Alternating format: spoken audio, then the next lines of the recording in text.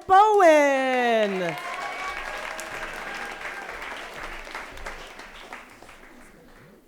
Yeah, check. Oh, great, awesome. Hey.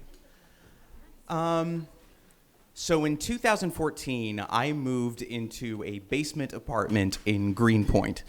Now this apartment was kind of a converted space in like an old duplex. The building itself was kind of like musty and decrepit and kind of falling apart. You could tell it hadn't really been renovated since like the 70s or the 80s. And my landlord, we're gonna call her Lola, she was this short, loud, chatty, middle-aged woman.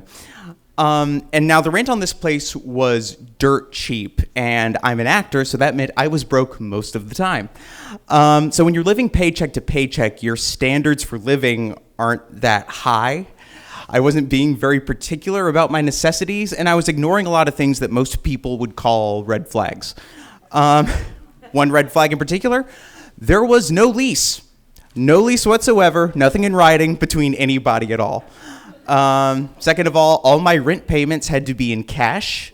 Lola would not take any checks, so my roommate and I had to cull all our cash together in an envelope like a low-level mob deal.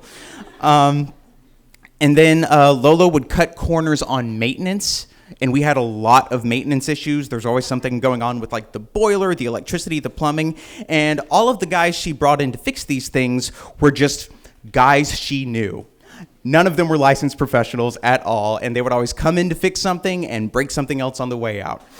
But the biggest red flag of all was that Lola would tell everybody in the building, if anybody comes by claiming to be from the city, don't let them in.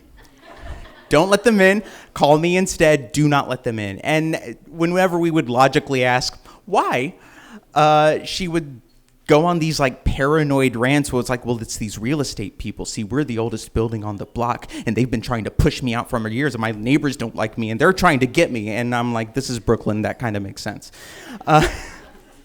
And I stayed in this apartment for 5 years. You're right.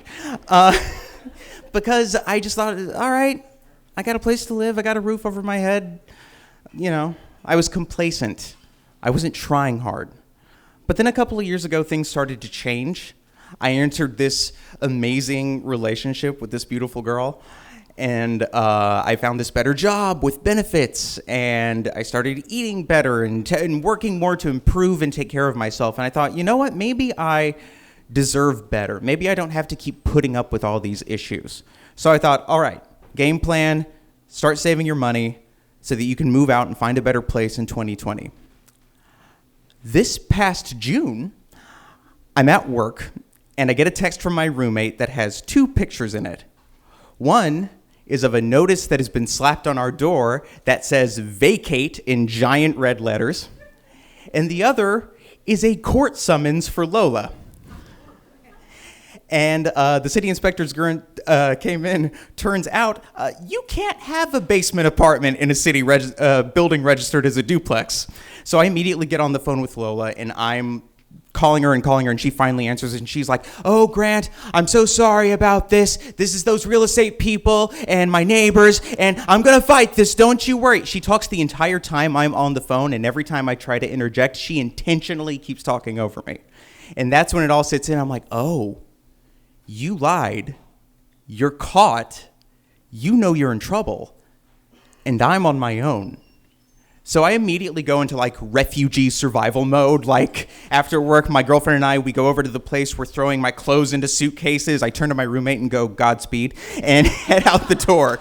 And I'm staying at my girlfriend's place. I get on Facebook and I post that I'm looking for a place to stay, and like an angel out of the sky, a friend from college reaches out to me and goes, dude, I'm in New Jersey, and I've needed a roommate for like 2 months. So that's where I am. I went back to Brooklyn, got all my stuff together, and I moved out to Weehawken. And it's nice. It's a nice neighborhood. It's really chill. The building's all right. There's a lease. There's things in writing. There's a record of payment. There's a nice superintendent we can call if things break.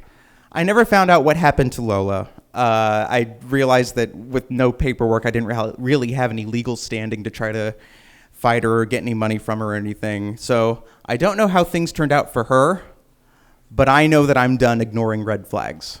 Thank you.